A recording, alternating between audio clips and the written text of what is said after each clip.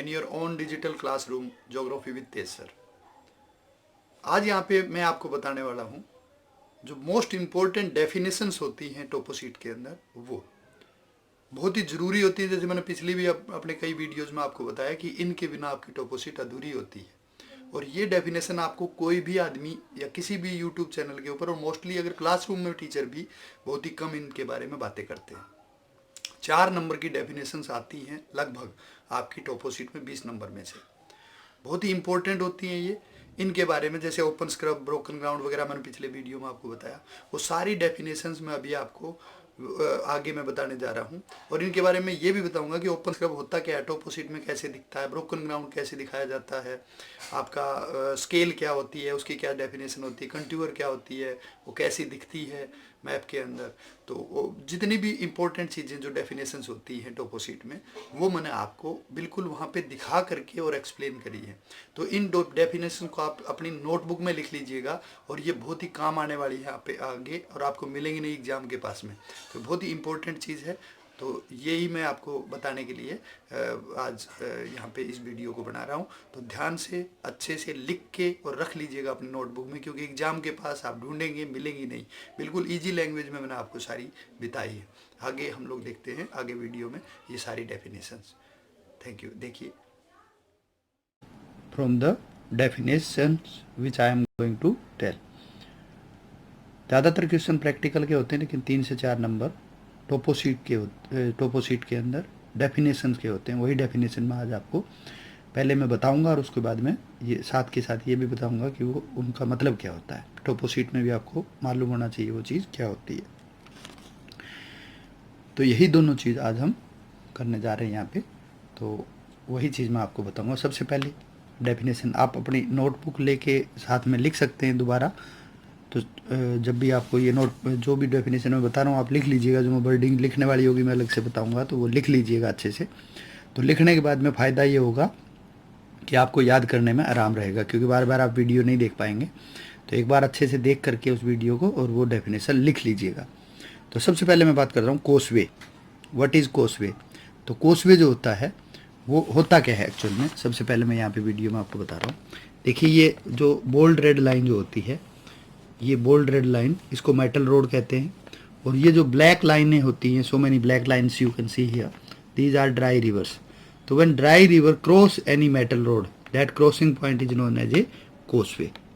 तो this is causeway here, it is written here, but it is crossing point of the metal road and dry river.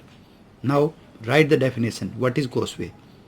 Answer is, it is a raised, raised, it is a raised metal road over a seasonal river.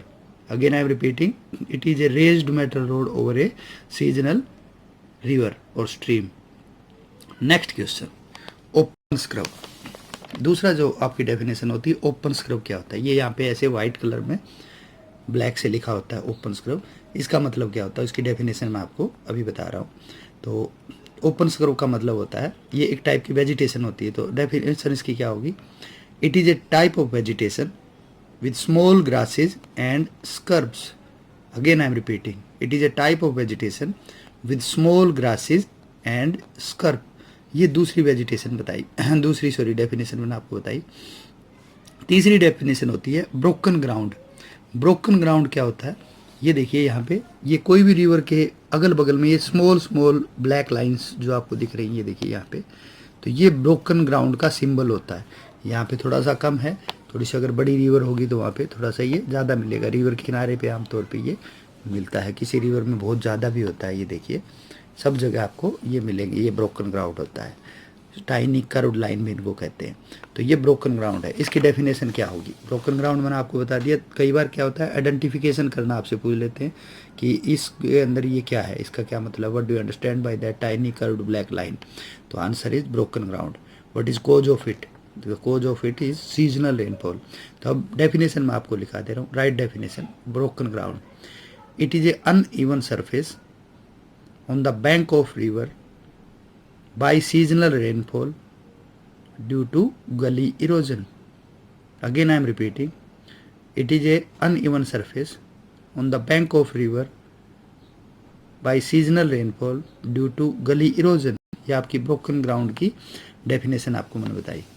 इसके बाद में जो अगली आपकी चीज़ होती है वो ये है, कई बार आपसे जो क्वेश्चन पूछ लेते हैं वो आपसे पूछ लेते हैं मोटरेबल इन ड्राई सीजन, कई जगह लिखा रहता है। ये देखिए यहाँ पे ये कार ट्रैक है, इसके ऊपर इन्होंने ये लिख दिया है motorable in dry season, motorable in dry season. What do you understand bye motorable in dry season? इसका ये होता क्या है, एक्चुअल में कार ट्रैक के ऊपर ये लिखा हुआ है, इसका मतलब ये होता है this car track is usable या it can be used for motor vehicle only in dry season, in rainy season it will filled with water and not usable. Again I am repeating, इसका मतलब क्या होता है, this car track is usable only in dry season, in rainy season it will filled with water and not usable. तो आपका ये motorable in dry season की वो हुआ। अब अगला जो क्वेश्चन होता है व्हाट इज स्केल, जो मैं डेफिनेशन आपको बताऊंगा, ये आपकी स्केल इसके नीचे दी हुई होती है। इसका क्वेश्चन पूछते हैं व्हाट इज स्केल, स्केल होती क्या है? तो स्केल देखिए 1 इन द रेशियो ऑफ 50,000, ये स्केल है।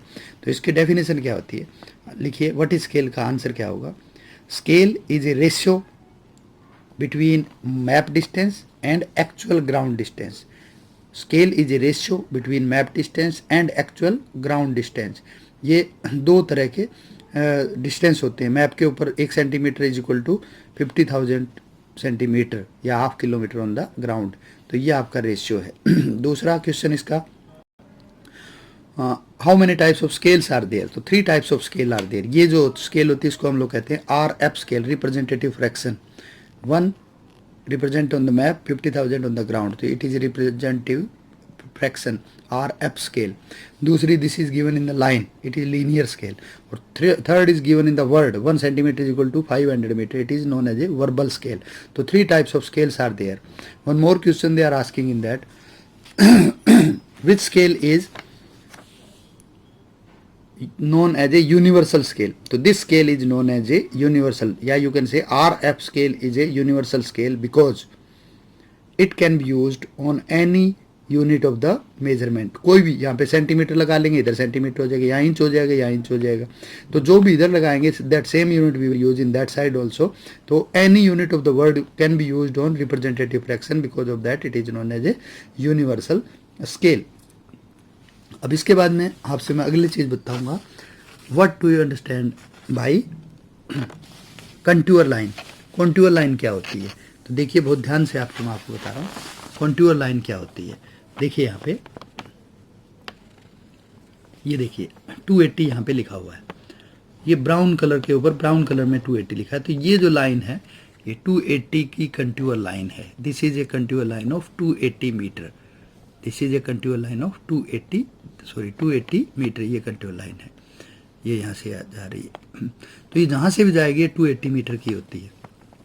तो व्हाट इज कंटूर लाइन? तो answer is it is A brown colour line which is showing equal height area above sea level. Again I am repeating, it is a brown color line on the map which is showing या which is joining equal height area above sea level. तो ये आपकी 280 metre जो थी ये contour height है यहाँ पे। अब दूसरा है व्हाट इज कंटूर इंटरवल। तो कंटूर इंटरवल लिख लीजिए, contour interval is a distance या you can say distance between 2 successive contour line. 2 successive contour line का मतलब ये होता है कि यहाँ पे ये देखिए यहाँ पे भी 280 मीटर की है, तो इस एरिया में 280 मीटर की हाइट है सी से। लेकिन जो डिस्टेंस ये होता है 280 से आगे या पीछे की जो लाइन होगी, इससे बड़ी जो लाइन होगी 300 की, जब 300 मीटर होगा तभी मार्क की जाएगी, छोटी होगी तो 260 की होगी, इसके बीच में कोई नहीं होती। तो जो बीच में डिस्टेंस होता है 2 कंटूर लाइन में ये 20 मीटर का होता है। तो दिस इज 20 मीटर जो होता है ये कंटूर इंटरवल होता है। तो हम लोग क्या लिखवाया आपको, तो the contour interval is a distance between 2 successive contour line vertically. तो ये ऊपर की साइड में जब 0 से शुरू होता है, पहली लाइन 20 पे, दूसरी 40 पे, इस तरह से हर 20 मीटर के ऊपर एक कंटूर लाइन मार्क करी जाती है। This is known as a contour interval. अब थर्ड क्वेश्चन जो आपसे पूछा जाता है what is contour interval of this map. कोई भी मैप हो उसके नीचे अगर आप यह देखेंगे स्केल के नीचे तो वहाँ पे लिखा रहता है कंटूर इंटरवल 20 मीटर। तो यही इसका आंसर है। The contour interval of this map या any map which you will get in exam will be 20 metre. तो next question is contour interval क्या होता है।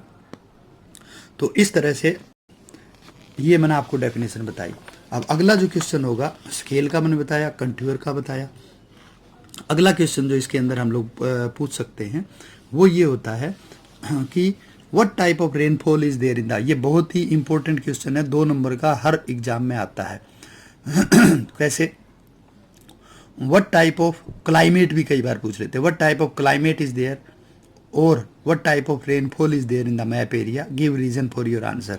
तो क्लाइमेट अगर पूछेंगे तो इंडिया के अंदर tropical monsoon type of climate है, लेकिन आप पूरा लिख दीजिए, tropical monsoon type of climate with seasonal and scanty rainfall, causes are dry rivers, black lines, dry rivers, open scrub I have shown, broken ground I have shown, car tracks are motorable in dry season I have shown you, ये I have shown नहीं लिखना है, मैंने आपको दिखाया था तो बता रहा हूँ, कोसवे मैंने आपको दिखाया। तो these all are the symbol of seasonal rainfall.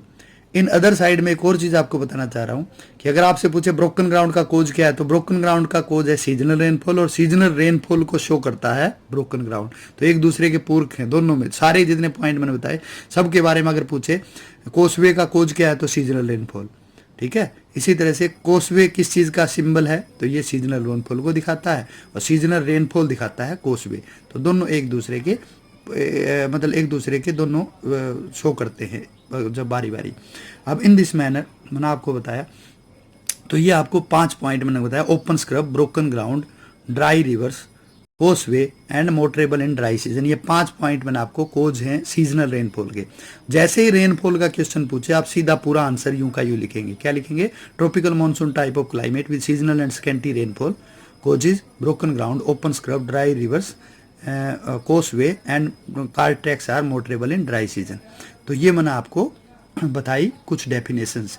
और भी कुछ डेफिनेशन है, एक होती है fire line. What is fire line, fire line क्या होती है, तो फायर लाइन जो आपकी होती है वो कई बार इसके अंदर बीच के अंदर दी हुई है, आपके डबल जो डॉटेड लाइन दी हुई होती है ब्लैक कलर की, और उसके बीच के अंदर लिखा रहता है फायर लाइन। ये देखिए मैं आपको दिखा पा रहा हूँ, यहाँ पे ये लिखा है फायर लाइन यहाँ पे। तो इसका मतलब क्या होता है, तो ये फॉरेस्ट फायर को कंट्रोल करने के लिए होती है, डॉटेड डबल बीच में ब्लैक लाइन।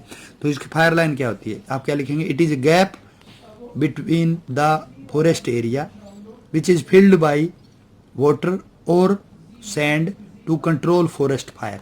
तो ये फायर लाइन की डेफिनेशन होती है। तो इस तरह से आज ये जो मैंने डेफिनेशंस आपको बताई, ये आपको किसी भी यूट्यूब के वीडियो में नहीं मिलेंगी और बहुत ही इम्पोर्टेंट है, 3 या 4 नंबर की इनमें से पूछी जाती हैं। रिमेनिंग जो है इसके लिए छोटी छोटी और 2-4 चीज़ें और बची हुई हैं, उनके लिए मैं एक और वीडियो डालूंगा क्योंकि ये ज़्यादा लंबा हो जाएगा।